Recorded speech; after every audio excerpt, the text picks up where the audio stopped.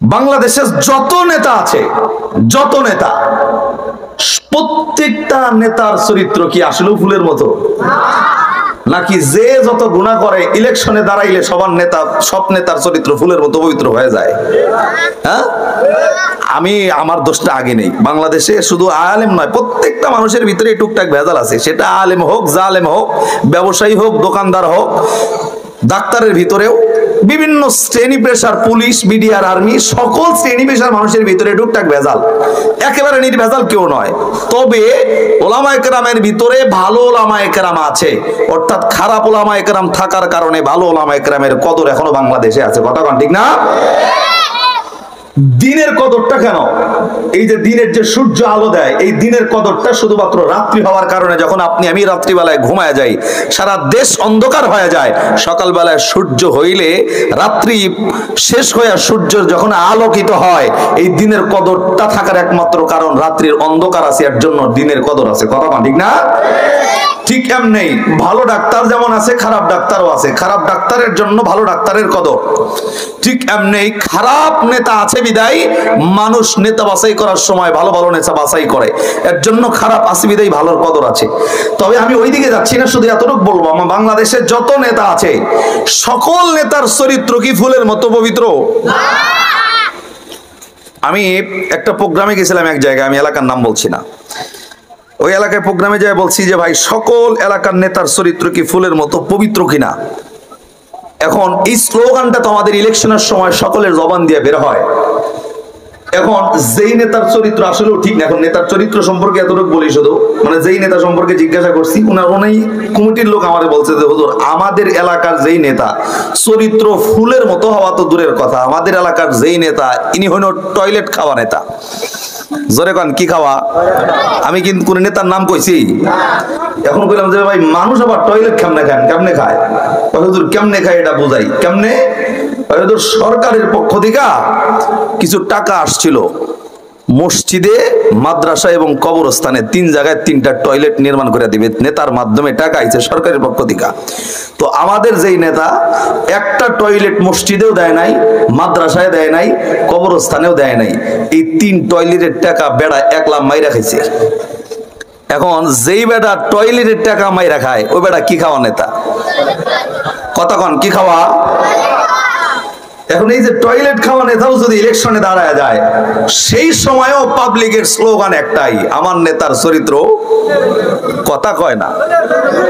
Toilet খাওয়া নেতাও যদি ইলেকশনে দাঁড়ায় যায়, আমাদের বাংলাদেশে দেখবেন রডের বদলে ব্রিজে ভাস আছে না নাই? ওইদিকে যাচ্ছি না। টয়লেট খাওয়া নেতাও যদি ইলেকশনে দাঁড়ায় যায়, পাবলিকের স্লোগান একটাই, আমার নেতার চরিত্র ফুলের মতো পবিত্র।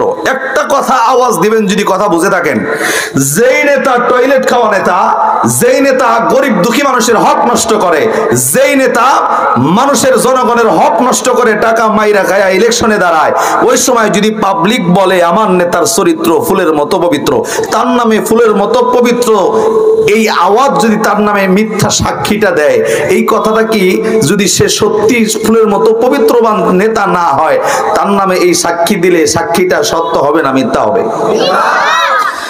আমার নবী কি বলছে জানেন? 1000 বছর আগে নবী ডাকদা বলছেন, এই সুতিপাড়ার মানুষ, তুমি তোমার বন্ধুর সাথে কথা বলতেছো, নিজের বেস্ট ফ্রেন্ডের সাথে কথা বলার সময় যদি জবানে একটা মিথ্যা বের হয়, আল্লাহ নবী ডাকদা কয় আমল নামায় কবিরা গুনাহ।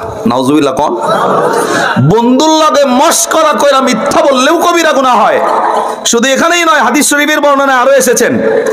আপনাদের এই যে আরেকটা মাথার ভিতরে আমি একটা জিনিস ঢুকাই দেয়া যায়, দেখবেন মা, বিশেষ করে মা যখন বাচ্চা লালন পালন করে, 3 বছরের বাচ্চা, 5 বছরের বাচ্চা, 4 বছরের বাচ্চা, কথা শুনতে চায় না, দৌড়াদৌড়ি করে উঠান দিয়া, মা সেই সময় সন্তান ডাক দেয়, এই সন্তান তুমি এদিকে আইলে তোমার একটা জিনিস দিব, একটা মজা কিনা দিব, কিংবা একটা চিপস দিব, একটা মোবাইল দিব, কিংবা সন্তানের যে জিনিসটা পছন্দ, ওই পছন্দের জিনিসের নাম বইলা সন্তানকে কাছে নিয়ে আসে। এমন মা আছে না নাই?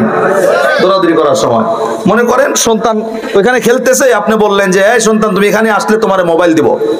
এখন সন্তান আপনার কাছে আসলো, সেই সময় যদি আপনি সন্তানের হাতে মোবাইল তুলে না দেন, আল্লাহ নবী ডাকদা বলছেন যে এই সময় তুমি শুধুমাত্র তোমার 5 বছরের সন্তানকে মিথ্যা কথা বইলা কাছে আনছো, এর জন্য এই মিথ্যা বলার অপরাধে ওই মায়ের আমলনামায় কবিরা গুনাহ লেখা হবে। নাউজুবিল্লাহ। যারা কন্যা আগামী শুক্রবারে করণীয়ত করছেন নাকি? আওয়াজ করে জোরে কর।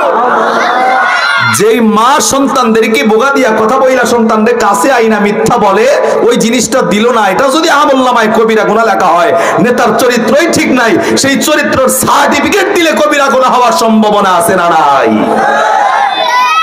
আমি ওই দিকে যাচ্ছি না, শুধুমাত্র এতটুকু বলবো, সেই নেতার স্লোগান দিতে দিতে পাবলিক গলা ফাটায় ফেলতেছে।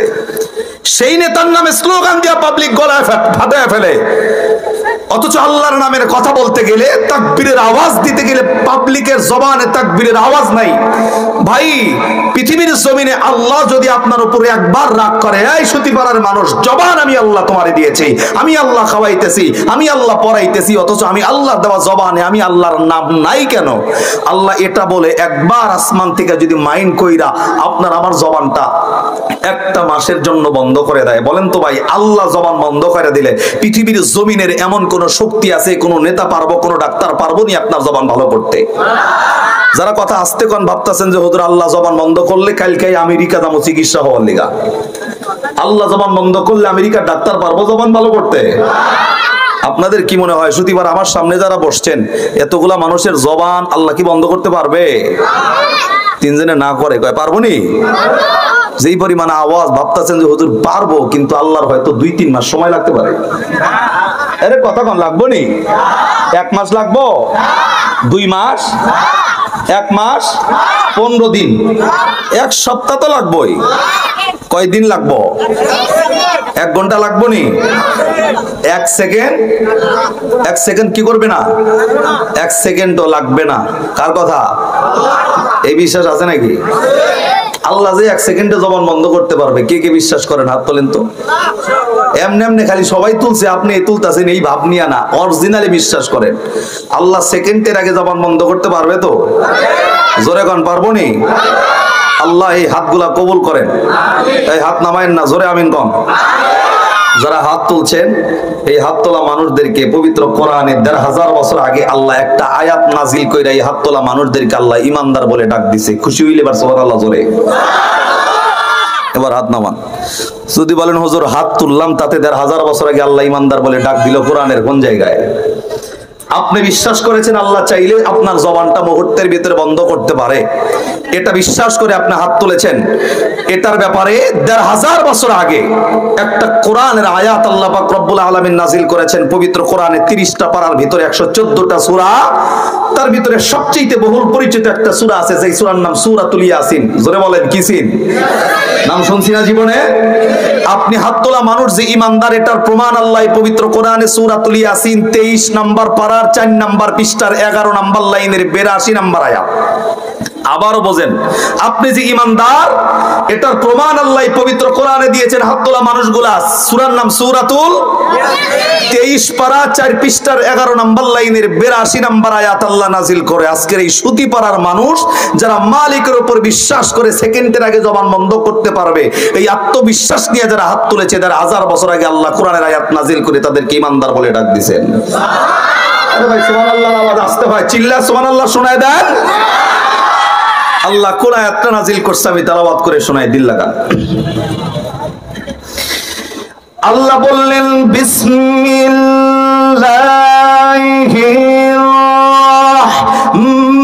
রাহমানির রহিম।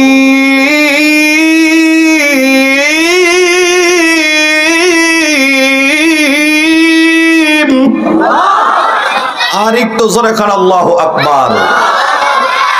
এখানে অনেক মানুষ বসছে, দুনিয়ার জমিনের কত উপন্যাসের বই পইরা মুখস্থ করে ফেললাম, কত সিনেমা নায়ক নায়িকা নায়কের ভিলেনের নাম সহ মুখস্থ করে রাখছি, কত কিছু পড়লাম জিন্দেগিতে।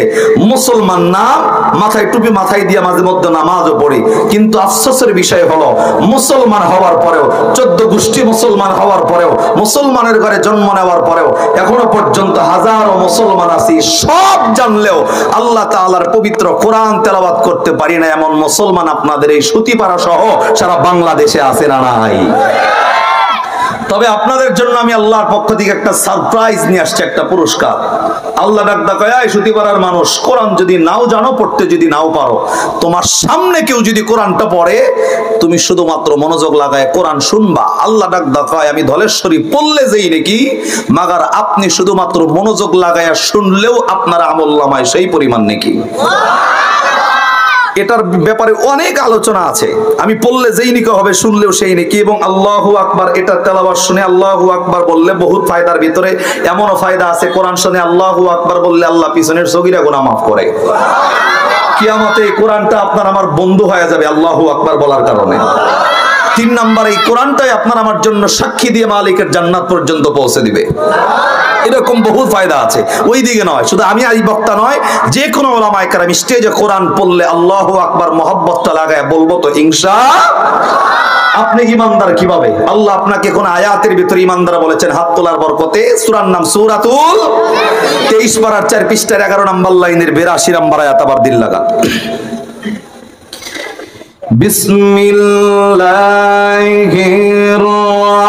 রহমানির রহিম।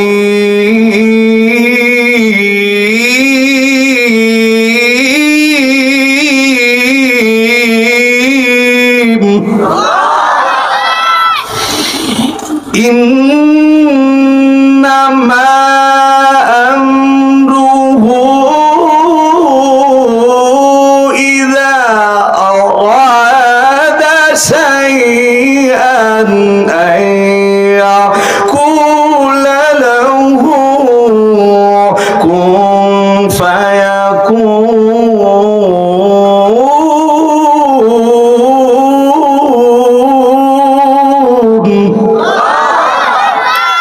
আল্লাহ রাব্বুল আলামিন এই আয়াতের ভিতরে ডাকদা জানিয়েছেন, হে মানুষ, আমি আল্লাহ রাব্বুল আলামিন আসমান বানাইছি। আমি বলছি এমনে, আল্লাহ বলেন আসমানটা বানাইছে আল্লাহ হাত দিয়া ধরে নাই, জমিনটা বানাইছে আল্লাহ হাত দিয়া ধরে নাই, আকাশের চন্দ্র নক্ষত্র আমার আল্লাহ রাব্বুল আলামিন হাত দিয়া ধরে নাই।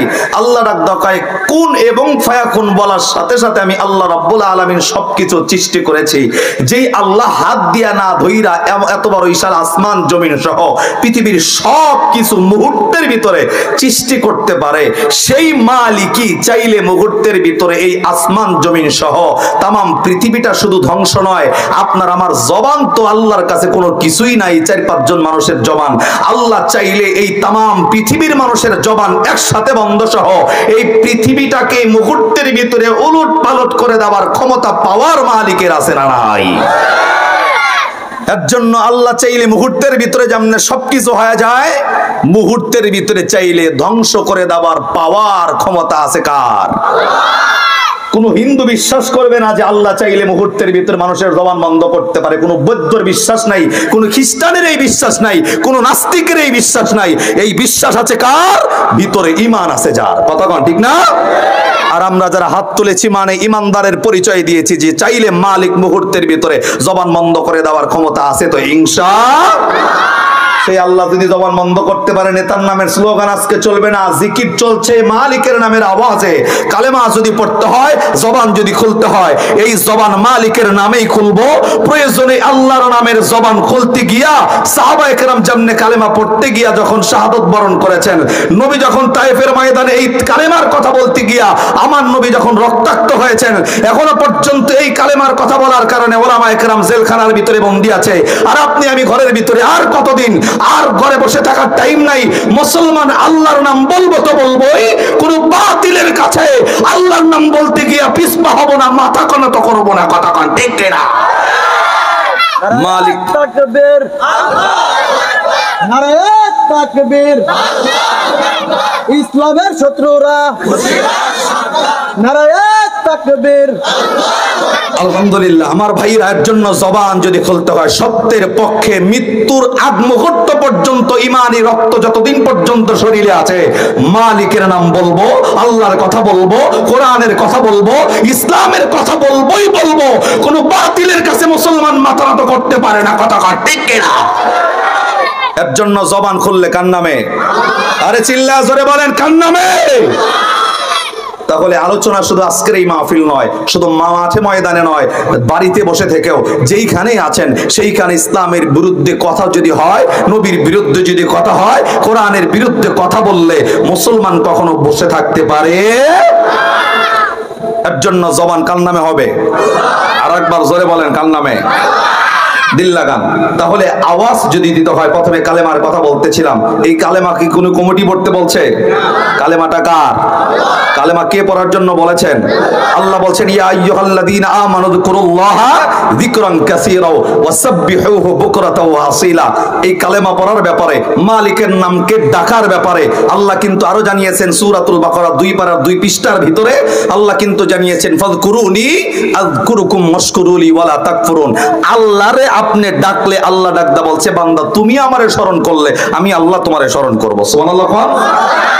বাচ্চা যেমনে ক্ষুধা লাগলে কান্না করার পরে মায়ে দুধ দেয়, আপনার প্রয়োজন আপনি আল্লাহরে ডাকলে আল্লাহ তো প্রতিনিয়ত স্মরণে আপনাকে রাখছেই।